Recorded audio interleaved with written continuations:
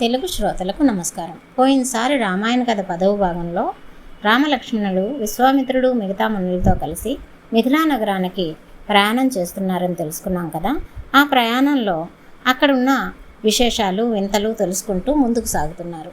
వారు ఆ రోజు సోనానదిని దాటి మధ్యాహ్నం వేళకు గంగా తీరాన్ని చేరుకున్నారు. పవిత్రమైన గంగను చూడగానే అందరికీ అంతులేని ఆనందం కలిగింది. అక్కడ వారు స్నానం చేసి దేవతర్పణలు పితృతర్పణాలు చేసుకొని హోమం చేసి భోజనాలు పూర్తి చేసుకొని గంగా తీరాన విశ్వామిత్రుడి చుట్టూ చేరి కూర్చున్నారు. అప్పుడు ఆ మహర్షి వారందరికీ గంగ యొక్క వృత్తాంతం ఇలా చెప్పాడు. హిమవంతుడనే పర్వతరాజుకు గంగా ఉమా అని ఇద్దరు కుమార్తెలు.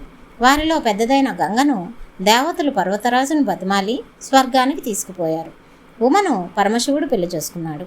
కాలక్రమాన సగర చక్రవర్తి మనవుడికి మనవడైన భగీరథుడు గంగను అతి ప్రయాసతో స్వర్గం నుంచి భూమికి తెచ్చి భూమి నుంచి పాతాళానికి కూడా తీసుకుని పోయాడు. విశ్వామిత్రుడు రామలక్ష్మణులకు గంగావతరణ కథ, కుమారస్వామి జన్మ వృత్తాంతం సవిస్తారంగా చెప్పాడు. ఆ రాత్రి వారందరూ గంగ యొక్క దక్షిణపు గట్టును గడిపి మర్నాడు తెల్లవారుగానే దర్భాసనాలు పరిచిన పడవలలో ఉత్తరపు గట్టుకు చేరుకున్నారు.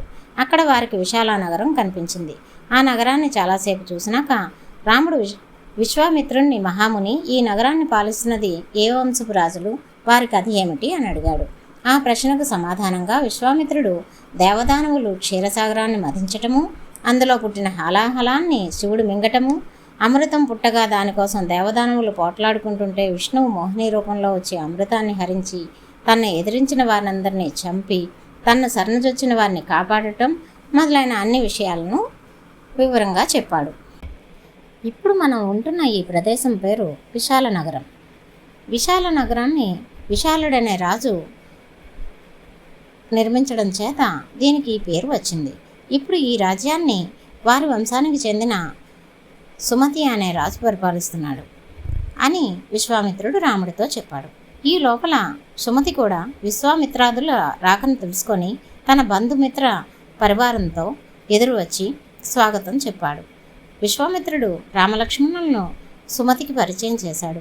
వారందరూ ఆ రాత్రికి సుమతి అతిథులుగా ఉండి తెల్లవారుగానే మిథిలా నగరానికి ప్రయాణం చేశారు.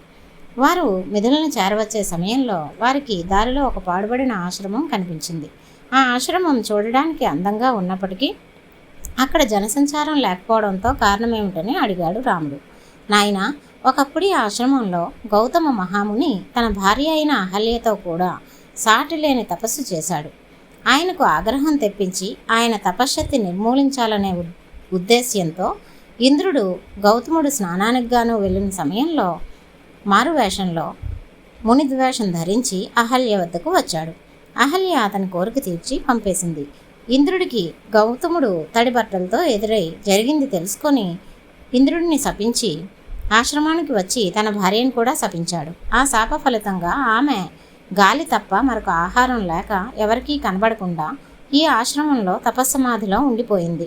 నిన్ను చూడగానే ఆమెకు శాప విమోచనం కలిగేలాగా గౌతముడు అనుగ్రహించాడు. కనుక మనం ఈ ఆశ్రమం ప్రవేశించి ఆ అహల్యను అందరికీ తిరిగి కనబడేలాగూ చేద్దాము అని అన్నాడు విశ్వామిత్రుడు. వారు లోపలికి వెళ్ళేసరికి రాముడి కళ్ళకు సూర్యుడి కాంతితో వెలిగిపోతూ మోహిని దేవతను పోలిన అందంగల అహల్య కనిపించింది. ఆమె రాముణ్ణి చూడగానే ఆమెను మిగిలిన వారు కూడా చూడగలిగారు. రామలక్ష్మణులు వంగి ఆమె కాళ్ళను తాకి నమస్కరించారు. తన భర్త చెప్పిన మాటలు జ్ఞాపకం తెచ్చుకొని అహల్య రామలక్ష్మణుల కాళ్లను తాకి వారికి అర్ఘ్యపాద్యాలు ఇచ్చింది. ఆ సమయానికి గౌతముడు కూడా తిరిగి వచ్చాడు. విశ్వామిత్రుడు అక్కడి నుంచి బయలుదేరి రామలక్ష్మణులను వెంటబెట్టుకొని మిథిలా నగరం ప్రవేశించాడు. తర్వాతి కథను వచ్చే భాగంలో తెలుసుకుందాం. శుభం.